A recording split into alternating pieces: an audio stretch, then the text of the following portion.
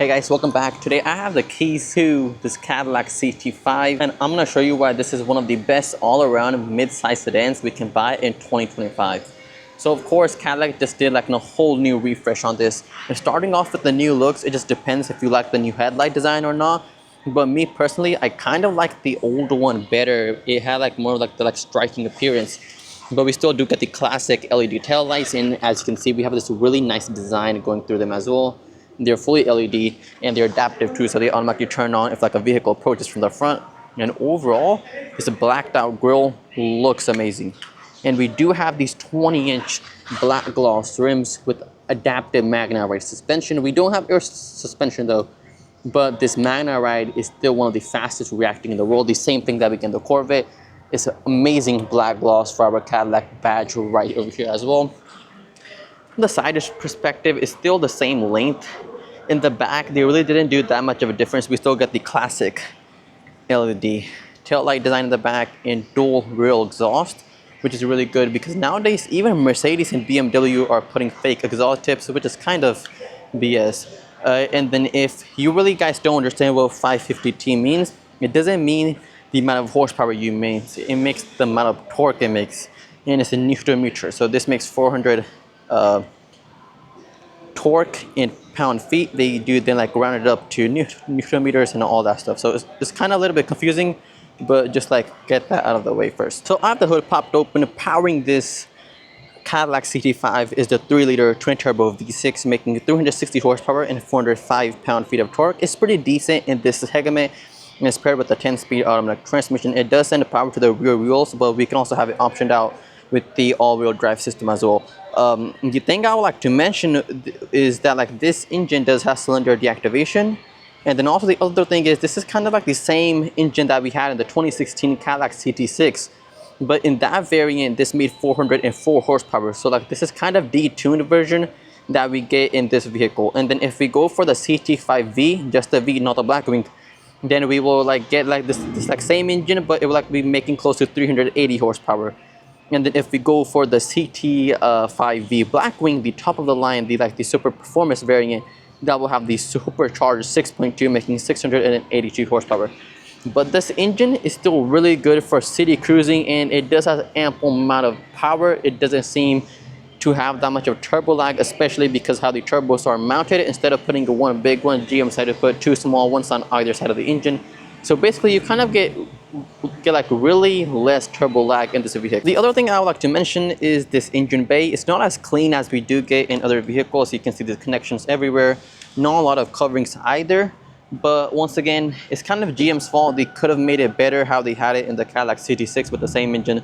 It looked much nicer. But we still don't get the same thing here in this case. And also, we really don't get any physical door knobs. It's just like gonna switch behind here, and if I pull it, it opens the door out. Starting with this interior is amazing, especially with the new refresh and the new redesign. And then of course this vehicle is push start, and I do have the key fob right over here. We have the push start button located right over here, and it's really high quality. It's not those cheap plastic ones. And there you go, it comes to life, especially with their new curved display, all in one, going all the way across. And then the vehicle I have right now in 2025, this does comes with a standard Super Cruise, so it's like fully hands-free driving on the road. And I will go through that in a little bit more in depth, but this design is really good. We have all soft leather going all the way across, real metal for our AKJ speakers, real metal door handles, and all soft leather going all the way across. And one thing I'm going to mention is this display does kind of shake on this right over here. I'm not sure if this is just with this current vehicle I have right now, or it's just like a defect in the entire lineup. If you do know about this, just let me know. And this is all soft leather dash going all the way across. We do have ambient lighting in here, and I'm going to turn off the light so you guys can see a little better. And it's all adjustable, and as well as in the footwell right over here. And then we do get kind of like the same steering wheel design that we do get in the Cadillac Escalade with piano black in here. Really nice design, and even these and then even these paddle shifters are fully metal. Like you can like see the quality in the design of those. And starting with the Super Cruise, we have a camera right over here which sees your face and knows if you're actually paying attention on the road or not. And like this will only work on the road, so which has been like mapped by GM previously. And then what that does is that like once you're going on the road, I would just hit this button right over here. Once again, see, it has no road information, so it wouldn't work right now. Once I hit this button right over here, it will basically just like do like a thing where it's actually automatically able to steer the vehicle on the road, keep in lane, brake, adaptive cruise. It basically does everything, but I don't have to touch the steering wheel at all. It will just see my face. It knows if I'm paying attention or not. If I'm not, then it will just like give me a warning at first. If I still don't do anything, then it will just like turn off the vehicle, park on the side. That's what this is. And then starting off with this driver display, of course, it's the curved, it's the new one. Basically, it's pretty simple to adjust everything. Here on the side, we have this section here. I can simply press on head-up display, adjust my head-up display. I think you guys can see it right through there.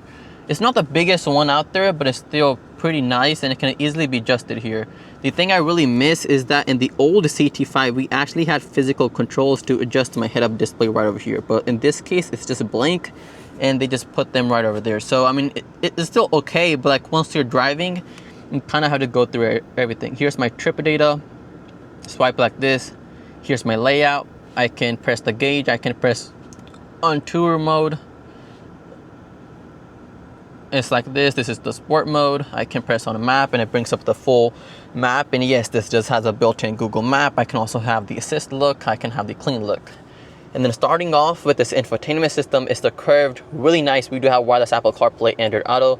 It's actually based on the Android operating system, so we do get built-in Play Store, built-in Google Assistants, built-in Alexa, and it's super smooth, basically zero lag. And if I have to choose, I would choose this as one of the best infotainment systems in vehicles, especially the way it's operating, and it's really easy to use. And we do have wireless Apple CarPlay Android Auto. I do have physical climate controls here, which is amazing. Most brands like BMW and Mercedes aren't doing that anymore, but if I want to, I can still adjust everything through the infotainment system as well. We do have Wi-Fi hotspot, and this does have the 5G instead of the 4G LTE. And that's it. Like, I mean, it's like there's like nothing to complain about the infotainment system at all. And then here, down here below, is my HVAC controls. Really nice quality, easy to adjust, and it also gives me really nice animations as I'm adjusting my fan speed. All that super smooth, easy to use. We do have heated vented seats. So once again, physical controls, super smooth, and all that stuff. And the other thing is we actually have a physical button called 360 camera. Once I press this, it brings out a 360 degree camera if I'm parking the vehicle. But of course, if I put it to reverse, it will still bring it out again. And then lane keep assist. And on the side here is we have more selectors here. We have the engine auto start stop button, our different mode selectors as well. And we have a few modes here.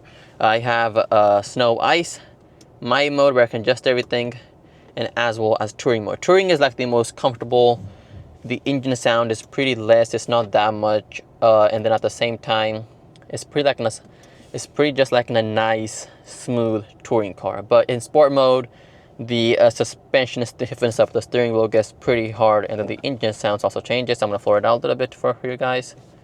Turn off the HVAC. Of course, this regular one doesn't have any exhaust system on it, so it just sounds just like the normal V6. But if you do an exhaust kit, this engine has really good potential. And this engine, I've like personally driven it in the 2016 CT6 that had 404 horsepower. This engine is a beast. And here is our wireless charging pad. I can just put my phone in like this. And there you go, it's charging. The good thing is the way GM positioned it, I don't have to worry about putting it. I can just throw my phone in, it automatically gets right over here and it starts charging. And also we do have the thing, if any vehicle is approaching on the side, it will just like give me a warning here and just let you guys know. And even this is all soft leather, really high quality. We don't get any creaks that we do get in other vehicles. Simple 2 cup holders here. And then here I do have my gear shifter, which is also leather wrapped for drive. Do this, for reverse do this, P for park. Here I have a knob which I can use to adjust all of my infotainment system settings, navigation, home, and all that. And here on this side, I kind of have like another thing. I can probably put my phone in here if it's easier. I wish GM put the wireless charging pad over here because it's easier once you're driving. get it out, put it in. I think it's just easier than throwing it there, but still there if in case you need it. A pretty decent amount of room. It's not the best, but we do have a 12-volt lightning connector, USB-C and USB-A ports. And these seats are overall really nice. They're not the best ones out there, but they're still really good. And of course, we do have the massaging seats. The thing is, I can only use my controls on the side. So I can do this. I have lumbar. The massage settings are not the best. It kind of just is like the roll. It's not the best one out there, but we still do get the option though. So here I'm in the second row seat currently. And then, I mean, it's still like pretty decent amount of headroom here. I'm 6 feet. The current driver's seat is kind of more than what I needed, but I still have a really good amount of room here. We do have a simple USB-C port, a hider port, and then the same type of materials going on throughout, and it's pretty like solid build. We have no creaks or anything, and we do have 2 cup holders here. That's it. The thing is, we actually get our very own sunroof in the back as well, but unfortunately it can only be closed from the front, which is a bummer. If you guys do want to put it here, give us an extra control like we have in the CT6. The other thing I would like to mention is the headliner. It's not suede. And then I know I'm like mentioning the CT6 a lot, but the CT6 was one of like Cadillac's biggest and like the most luxurious sedans. It had massaging seats in the back, full Magna Ride all-wheel drive with the rear wheel steering, and then later that also had the 4.2-liter Blackwing V8 engine as well. The sad part about it is that the GM ended the production in favor of the GMC Hummer EV. Yeah, and that thing actually pretty much competed with the E-Class, and then like it was like in the middle with the E and the S-Class, and they were actually planning to roll out the CT8, which would compete with the S-Class. But the CT5 is just like the 5 Series. It really isn't the best one out there when compared to the S-Class, but overall compared to the BMW 5 Series, I think this one is a little better than the BMW, and it's also cheaper. Of course, we have the power liftgate system, and I have quite a decent amount of room in here, some storage space on the side, and then as well more storage in here. And overall, this vehicle, you can have a starting prices around 60K, and then for what do you get for 60K? It's a really good deal. For 60K, we get standard Super Cruise 360 camera, the full curved display. Of course, we probably want to get the heated vented seats for that price at the starting price, but it's still an option. And the other thing I would like to mention is that if we do go for the standard, we will actually get the 2-liter turbo engine instead of this 3-liter. And if you do want to get the 3-liter, I believe you'll have to like pay $4,000 extra. I would recommend go for the 3-liter. That 2-liter is okay, but especially for this like luxury mid-size sedan, the 3-liter is the best option. And if you guys did find this video interesting, please do like, subscribe, and share, and also go check out Go Luxury Auto Group.